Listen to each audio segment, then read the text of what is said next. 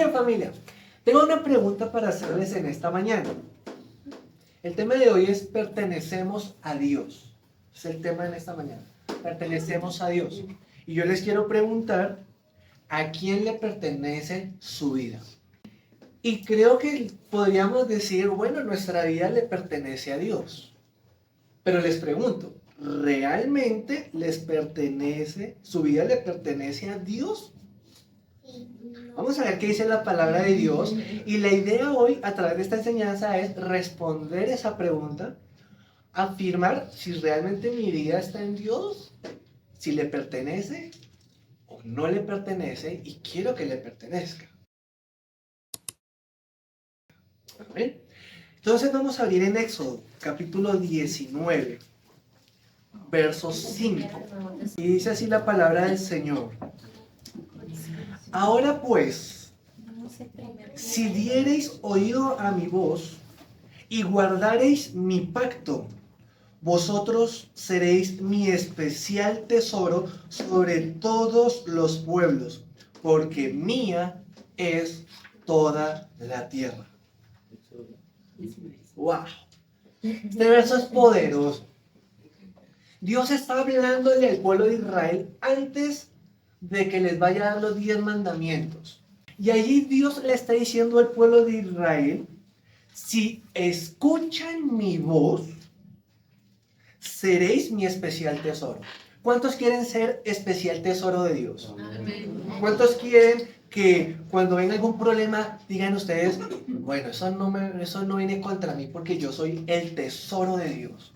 Porque yo soy la niña de sus ojos, como diría la palabra. ¿Cuánto les gusta ese verso? Que puedan decir, no, yo estoy seguro porque yo le pertenezco a Dios y Dios me cuida. ¿Cuántos quieren esa firmeza? Esa fe. Esa fe. Pues Dios dice, ustedes son mi especial tesoro si escuchan. Sí, escucha. Si escuchan mi voz.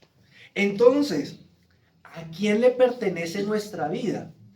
Si tú dices que tú le perteneces a Dios, la pregunta sería, ¿tú estás escuchando a Dios? ¿Tú estás obedeciendo a Dios? ¿O te pasa lo que algunas personas cuando se acercan, cuando les evangelizo me dicen? Y es, oiga, yo nunca había escuchado de Dios ni de la palabra de Dios. Algunas cosas me habían enseñado mis padres, mis abuelos, pero yo conocer a Dios, no.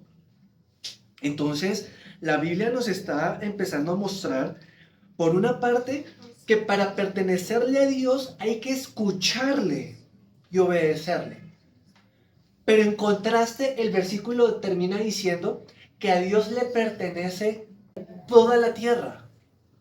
Entonces, miren lo interesante. Y vamos a darnos cuenta que Él es dueño de muchas cosas. Y hoy estoy hablando de pertenecer a Dios porque este mes vamos a estar hablando acerca de poner a Dios en primer lugar. Vamos a hablar de primicias. Vamos a hablar de Dios, ¿realmente tú ocupas el lugar número 1 de mi vida? Lo primero que enseño en esta mañana es que Dios es el dueño de toda la tierra. No solo lo dice Éxodo. El libro de los Salmos, capítulo 24, verso 1, también nos afirma esa verdad. Dice, de Jehová es la tierra y su plenitud, el mundo y los que en él habitan. Entonces les pregunto, ¿Dios es dueño de qué? De todo y de todos. Y a veces nos angustiamos, ¿no? Y a veces nos angustiamos porque dicen que no, que el salario mínimo aumentó y ahora la canasta no, y no nos va a alcanzar, ¿cierto? Y se nos olvida que el dueño de todo, ¿quién es? Dios. Veamos qué dice Salmo 50:10. La Biblia dice, porque mía es toda bestia del bosque y los millares de animales en los collados. Entonces, Dios es dueño de la tierra, hablando del concepto geográfico, hablando del concepto terreno, ¿sí? Todos los terrenos le pertenecen a Dios. A mí no me interesa si tú tienes escrituras. A mí no me interesa si este apartamento tiene escrituras a mi nombre o no. Si yo estuve viviendo en arriendo o si vivo en casa propia. Lo que yo tengo que entender es que esto no me pertenece. Porque la Biblia dice que Dios es el dueño de toda la tierra. De toda.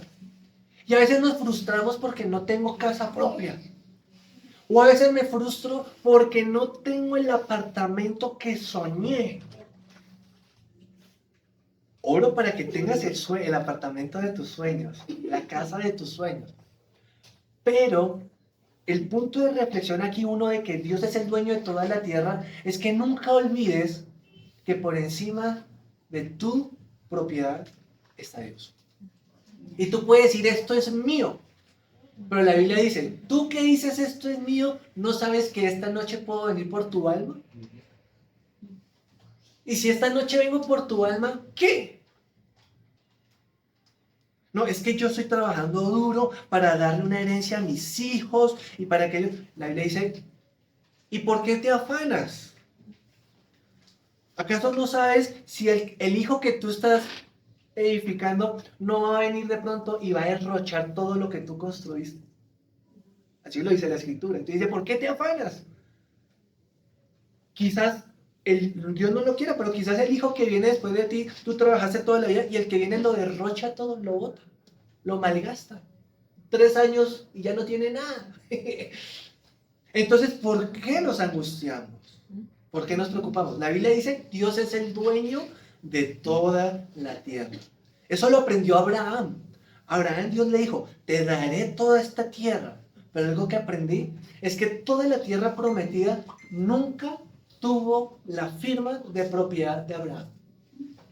La Biblia dice que Abraham siempre vivió como extranjero en esa tierra.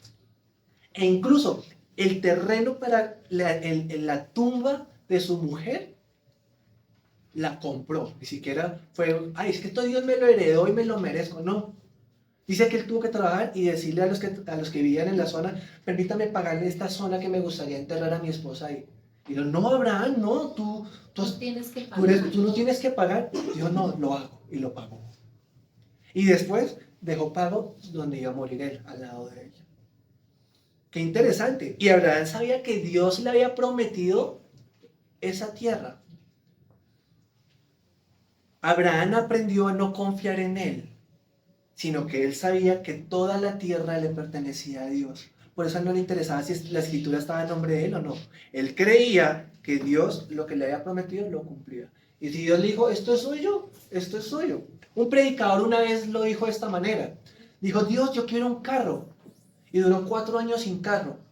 Pues los hermanos de la iglesia lo llevaban en el carro. Lo llevaba un hermanito o el otro. Y a veces no lo llevaban. Y el Señor, pero han pasado 4 años y no me has dado mi carro que me prometiste. Y Dios le dice, mi hijo, 4 años lo estaba moviendo en carros. ¿Qué cree que eso? Y reconoció su ignorancia. Dijo, Dios, tú eres dueño de todo. A veces queremos ahí la firma en el papel. ¿Por qué? Porque queremos seguridad. Queremos tener algo seguro. De aquí a mañana, si hay algún problema, tengo donde meter la cabeza. Y Dios dice, pero yo soy el dueño todos los días. Uno que sí imagina que en la pandemia muchos iban a quedar sin trabajo. Aún en la escasez puede aumentar la fe. Y no estoy hablando de una predicación de escasez, no. Yo creo en un Dios que nos quiere bendecir. Pero lo que estoy enseñando es que Dios es el dueño de toda la tierra. Ageo capítulo 2, verso 8. Es de las más difíciles. Se está en el Antiguo Testamento. Van a durar de pronto un buen rato buscándolo. Está hablando Dios. Dios dice, mía es la plata. ¿Qué dice la Biblia? Y mío es el oro. Dice Jehová de los ejércitos. Algo Dios nos quiere hablar. Señor, pero si es tuyo, diría, mándanos algo. Y ahí viene la pregunta inicial. ¿A quién le pertenecemos? ¿Le pertenezco a Dios? Pero si no confío en Dios, O sea, ¿sí? Si yo soy propiedad de Dios, porque eso se refiere a si yo le pertenezco a Dios, es como si Él me hubiera comprado. Si yo le pertenezco, porque me angustio, porque me afano, porque me preocupo. Y ahí va el tema de hoy. Algo Dios le va a hablar a cada uno. El punto número 2. Dios no es solo dueño de la tierra, sino que Dios es dueño del alma de los hombres. Dios es el dueño del alma de los hombres. He aquí que todas las almas, ¿cuáles? ¿Cuántas? Todas. ¿Una, dos? Todas. Todas. ¡Wow! He aquí que todas las almas son mías. Como el alma del Padre, así el alma del Hijo es mía. El alma que pecare, esa morirá. Y acá viene un tema profundo.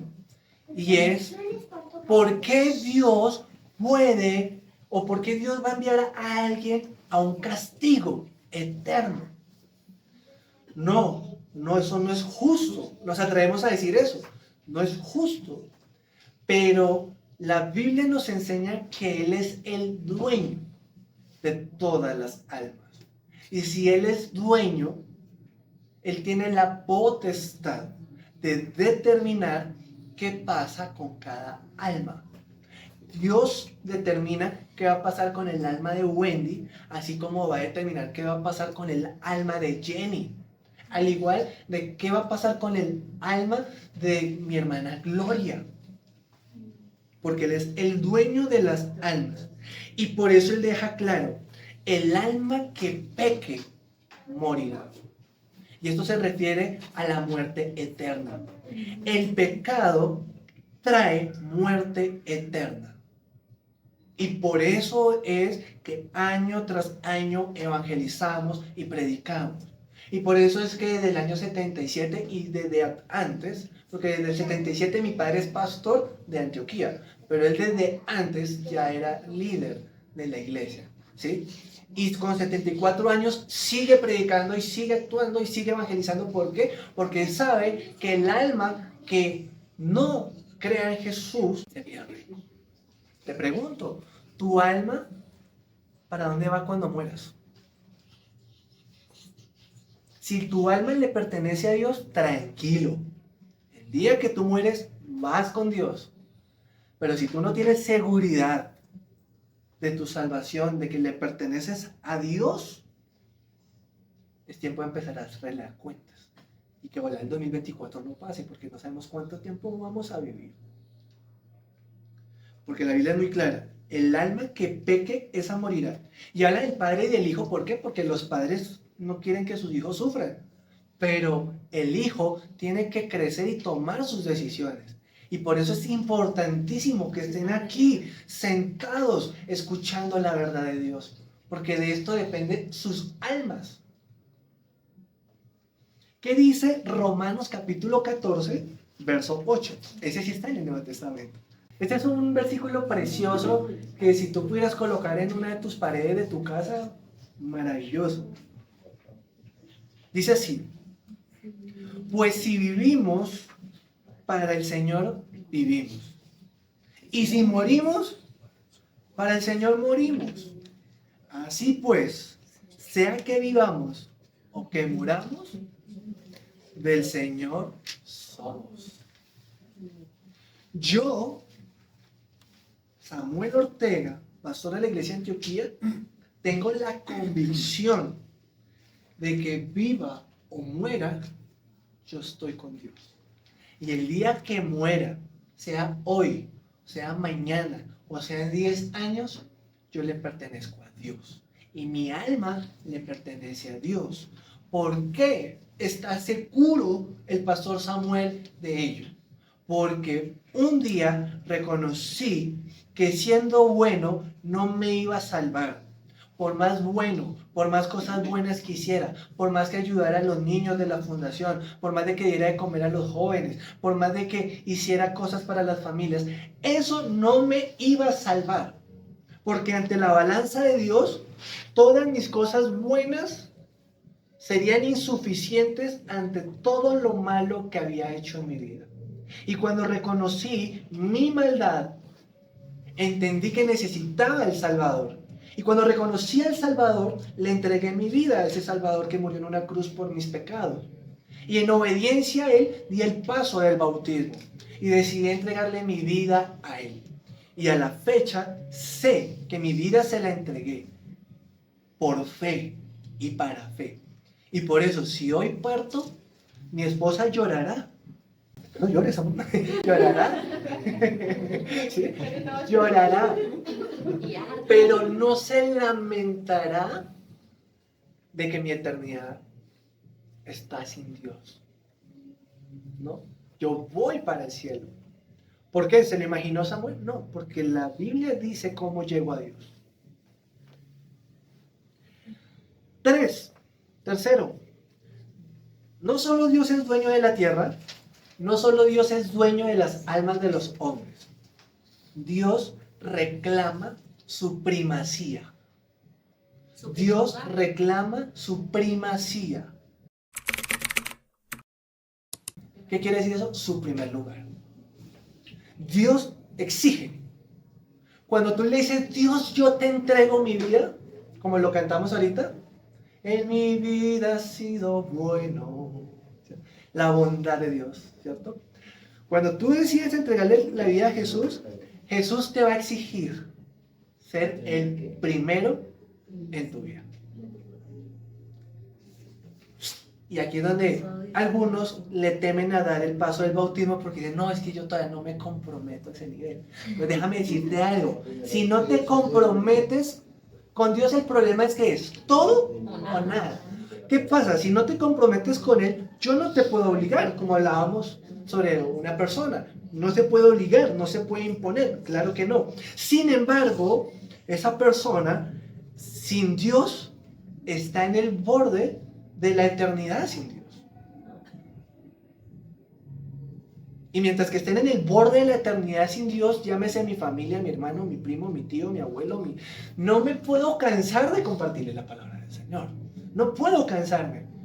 No es que no tengo tiempo. No, bueno, va a haber una eternidad en la que ya no habrá tiempo realmente. Ya no va a haber tiempo.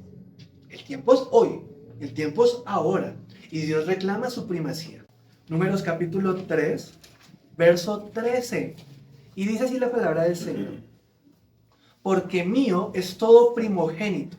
Desde el día en que yo hice morir a todos los primogénitos en la tierra de Egipto, santifiqué para mí a todos los primogénitos en Israel, así de hombres como de animales, míos son yo Jehová. Les cuento la historia rápidamente. En Egipto Israel está esclavizado. Dios los libera, los saca y les exige que el primer hijo le pertenecía a él, a Dios. No, pero ¿a quién les exige? A los egipcios. A los israelitas. Mientras que a los egipcios, por desobedecer a Dios y no dejar salir al pueblo, mueren sus primogénitos. En intercambio, Dios le dice a los israelitas, y a ustedes les exijo su primer hijo como primogénito. ¿Sabes qué quería decir eso? Que si tu hijo quería ser arquitecto, grave, él no podía ser arquitecto. Que él quería ser artista, no podía ser artista. Él debía dedicar su vida al servicio de Dios. Eso era la primogenitura. Tenía que dedicarle el servicio a la casa de Dios. Como levita, para los que no sabían cuáles eran las actividades allá no era evangelizar así como lo hacemos hoy, en la calle, no. Allá los trabajos del templo eran hacer pan, limpiar el polvo, encender las lámparas, colocar el incienso, hacer las oraciones por el pueblo, orar por el pueblo, aconsejar las familias. ¿Sí? Esas eran las labores. No, yo quiero algo. No, era esa.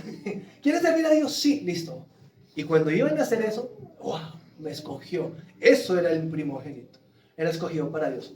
Y el primogénito de los animales. Mi primer cabrito. Ese que hacían con él, lo sacrificaba. De allí viene lo que conocemos como primicias.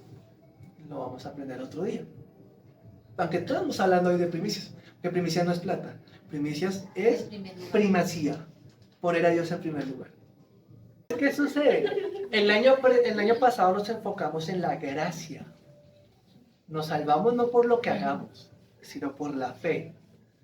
Pero este año viene la segunda parte. ¿Eres salvo? Sí, ok, listo. Ahora vamos a hablar de obras.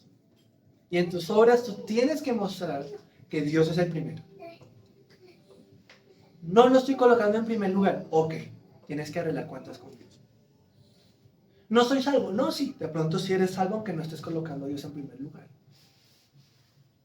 Sin embargo, no estás en el nivel que Dios quiere que estés. Y estás fallando, estás pecando. Y entonces ahí es donde pasa que muchos cristianos que son salvos, están ahí No se les ve amarrados, bendición ni fruto. esclavizados, no avanzan, no progresan, no hay un cambio, no tienen un encuentro profundo con Dios, ¿sí? No tienen una nueva experiencia. ¿Te quedaron ahí? Sí, van a morir, van a ir al cielo, allá nos vamos a ver. Pero se perdió la bendición de estar acá disfrutando De la vida con de él, la salvación aquí en la tierra. de la vida con él. A veces creemos que la salvación es para allá cuando me muera, no. La salvación es el hoy. La salvación ha llegado hoy. Es para el hoy. Desde hoy hasta la eternidad. Y entonces hay personas que no lo ponen en primer lugar. ¿Y qué sucede? Van toda la vida angustiados. Señor, pero siempre sufrí, siempre sufrí. Y Dios de pronto diciéndole, mijo, pero yo nunca quise que sufriera. Yo le dije que quise fue que confiara. Entonces, ¿qué sucede? Los bebés espirituales, cuando llegan a las cosas de Dios, piensan es, ¿me salvo o no me salvo? Por eso busco a Dios, para salvarme. Pero después de eso, ya tú empiezas a buscar a Dios, es para crecer. O te quedas como un bebé, qué horrible a un señor de 50 años con pañal, ¿no? Señor de 50, 55 años, ¿sí? Barbudo, pelo en pecho, pañales, y hablando, mamá. Tetero. ¿Sí? Uno diría, ¿qué le pasó a ese hombre? Desagradable. Bueno, eso es lo que le pasa a un cristiano que es salvo, pero no crece. No ha puesto a Dios en primer lugar. Ahora, Deuteronomio, Antiguo Testamento, capítulo 26, verso 2. Y dice así la palabra del Señor. Entonces tomarás de las primicias de todos los frutos que sacares de la tierra que Jehová tu Dios te da, y las pondrás en una canasta, e irás al lugar que Jehová tu Dios escogiere, que escogiere para hacer habitar allí su nombre. Aquí está hablando de las primicias. ¿Qué eran las primicias? Las primicias eran los primeros frutos que surgían del campo, del trabajo, de cada siembra. Las hacían anualmente o semestralmente, variaban. Y llevaban esas ofrendas primarias a Dios. ¿Por qué se hacían? Porque se buscaba, a través de eso, demostrar con las obras lo que había en el Espíritu. El asunto era el tema de primacía. Dios, el número 1. Dios, cuando habla del primogénito, está hablando de ser el número 1 en la familia. Porque el primogénito, ¿qué representa? Es el primero de una nueva generación. Es una nueva generación. Miren esto. El primogénito es el primero de una nueva generación. Entonces, cuando el primogénito se le entrega a Dios, es una forma de decir, de toda esta nueva generación, lo primero es Dios. Cuando era de los animales, entonces, de mi adoración, lo primero es Dios. Y cuando hablamos de las semillas, lo primero de mi trabajo es Dios. ¿Cuál es el tema? Primacía. Dios reclama su primacía. ¿Qué quiere decir esto? Ustedes como cristianos, o con nosotros como cristianos, podemos ir por la vida como vamos. ¿Sí? Yo tengo varios amigos de los parques que les hemos compartido la palabra del Señor y van ahí, a su ritmo. ¿Sí? Van a ir a su ritmo, no los he vuelto a ver, pero sé que van a su ritmo, yo sé que Dios les habló. De pronto se salvaron, pero van a ir a su ritmo, ahí van, ahí van. Unos lentos, lentos. ¿Sí? Y todavía no están viendo las bendiciones de Dios, y no estoy hablando de lo material, las experiencias, lo que tú experimentaste en el bautizo. Eso es una bendición de Dios. ¿Y ahí qué estaba pasando? Era un proceso en el que tú estabas trabajando, en el que había una fe, ya había una fe, salvación, pero esa fe estaba poniéndose en prueba, obras. Y donde tú estabas, cuando tú fuiste al bautizo, yo sé que tú tuviste que pensar desde antes y decir, Dios, hay cosas que tengo que arreglar y necesito ponerte en primer lugar y sé que va a ser difícil. Fue tu diálogo con Dios. Y allá Dios se manifestó por lo que sucedió antes, por las primicias que habías hecho antes. Ahora, cuando hablamos de primicias, siempre hablamos, no, yo coloco a Dios en primer lugar para que Él me bendiga. Y no. ¿Sabes por qué uno da las primicias? No es para que Dios me bendiga, es porque Dios ya me bendijo. Porque Dios ya te bendijo. Si Dios no te bendijo, pastor, yo no tengo nada, no hay problema, no hay lío, no tienes que dar nada. Pastor, ya tengo algo, voy a dar algo. Aleluya. O hubo una persona que me dijo, pastor, tengo esta cafetera, esta greca, no, ¿cómo se llama? El termo. Tengo este termito. Aleluya, eso fue una primicia.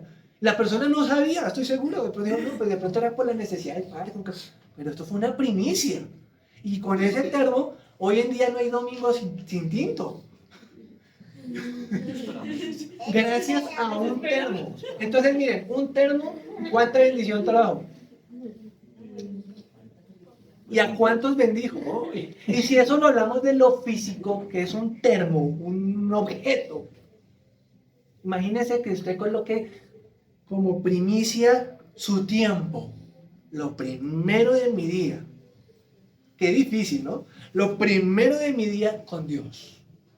Con Dios. Si no les ha costado, súper, los felicito y los admiro.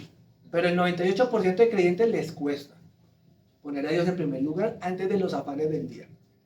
Y me incluyo dentro del 98%. Pero Dios exige primacía. Si tú eres mi hijo, te exijo ser el primero, ¿eh? Que yo sea el primero en tu vida. A nuestros hijos les exigimos ocupen el primer puesto en el colegio, ¿cierto? Sean lo mejor.